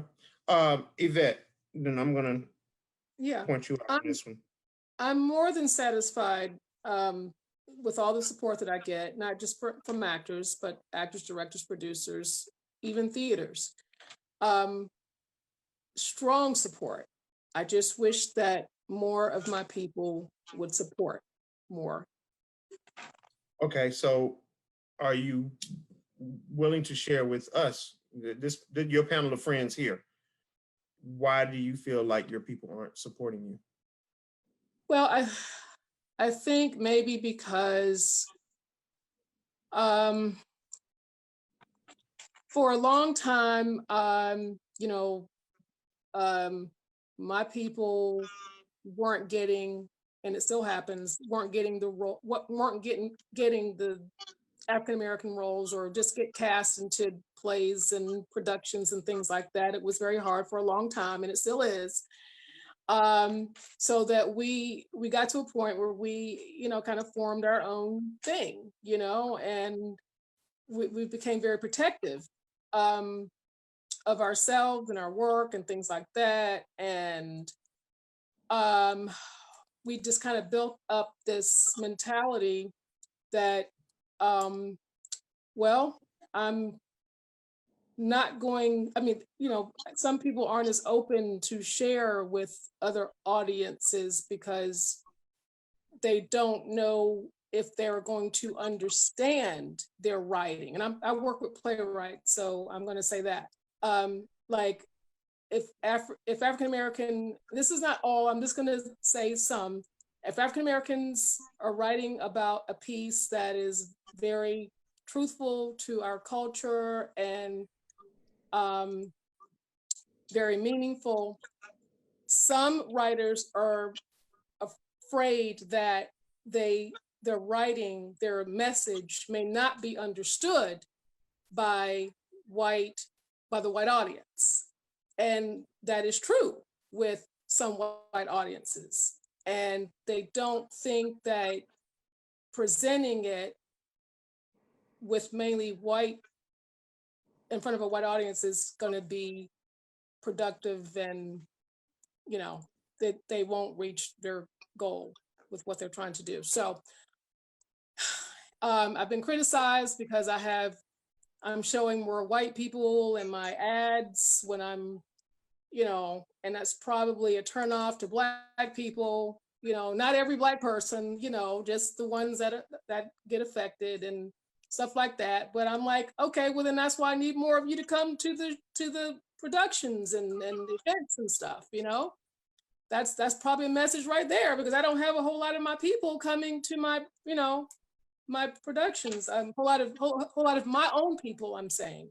I don't have enough of my people, and I'm angry and I'm sad and I'm frustrated at the same time. I did rant on Facebook about it, and people, all they were saying, oh, we have rehearsals and all this other stuff. Well, you have rehearsals every single time I have the event. I mean, please stop that, you know? So it all depends on the person. I'm not saying this across the board. And I just wish more of my people would come and support. That's all I'm saying. And I'm not talking about I'm not talking about across the board, just certain ones. And that's all I'm going to say about that one. Okay, thank you. I'm hoping that they see and they hear that, and they move accordingly how they should. I want to thank you guys. Last minute coming on, we kind of deviated from the racial thing. wanted to make sure everybody here was comfortable. So I definitely wanted to throw some theater stuff in there because we haven't done it in a while and get you guys fired up. If I ain't get nobody else fired up, down on my screen in the bottom corner, I got mouth fired up. So that is he can tell you, that's not an insult, y'all. I've been calling him that for 4 or 5 years now. I call him that. And he knows because he answers to it. So I really appreciate you guys being here. I hope it wasn't, for you, those of you watching, I never tell the panel what the questions are, because in some cases I'll mark out a question because I'm like, no, I'm not going to ask that. Or you guys will say something that will spark something else. We do need to keep having these conversations as a whole. One thing I didn't ask really anybody to touch on, because Pim and I are probably the only ones to deal with, and that is the crew. You don't find too many people of color in crews either. And that is not something I blame on the theater. I blame the people of color, because people of color, we want to be up on the stage for the most part. So I did hear someone say, well, no one's willing to teach. Well, like Pam and I, we YouTube will teach you. And Jerry Sip doesn't know it, but that's how I that's how I learned how to use QLab, was YouTube. I knew how to do sound as a sound designer, but YouTube was like, yeah, this is what you do. So there's that as well. But let me do this. As I said, I appreciate you guys being here, and this is how I kind of how I end the show now. So for those of you who might just be tuning in, this show is called Torn. It's about theater on racist negativity, and it's from actors and theater people in general, and what they experience, what they've seen, what they talk about in theater and out of theater. And I'm gonna try to leave you with this. If it plays, come on, play.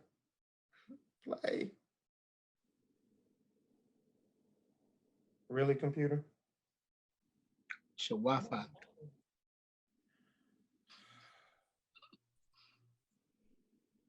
Hold on, let me come back for a second. Let me redo this. Can't do that. This officer is trying to unlock my car. This officer is unlocking my car. They just illegally entered my car.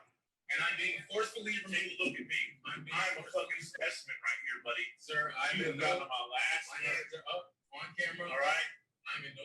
You're gonna get your ass whooped in front of fucking Lord and all creation.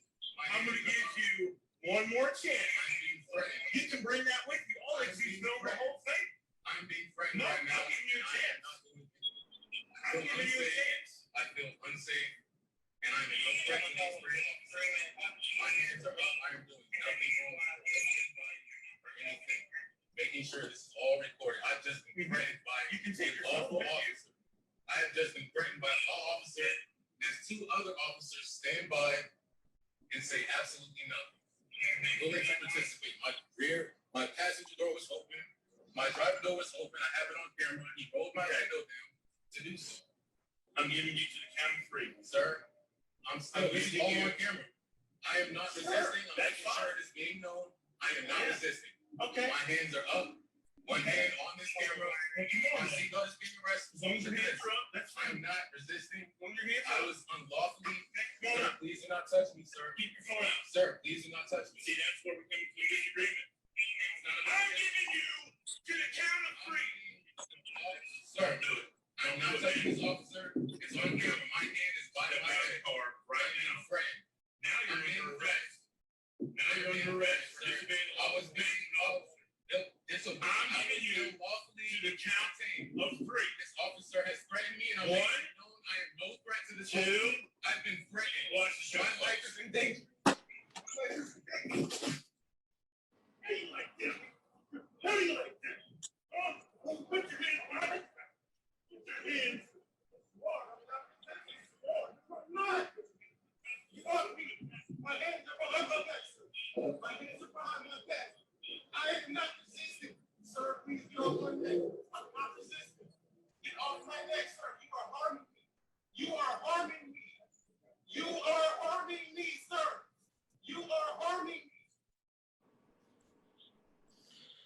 So we still got work to do. And I feel like in theater, we can make a difference. But we got to start with us. So for those of you who said, sometimes I don't feel comfortable saying something, let's get you to the point where you are comfortable saying something in theater. And I hope I get it right, my philosophy is I have to start with my inner circle before I can change the world. I can't change the world until I change my circle. And then when I change my circle, I can start to change the world. That's my saying. Okay. So I just wanted to leave you guys with that. And again, thank you guys for being here. And I will talk with y'all later. Have a, Thank God, I hate you. to say have a wonderful night. I really just left y'all sitting there like, y'all need me, call me. I know, I know, Joel. But this is our world.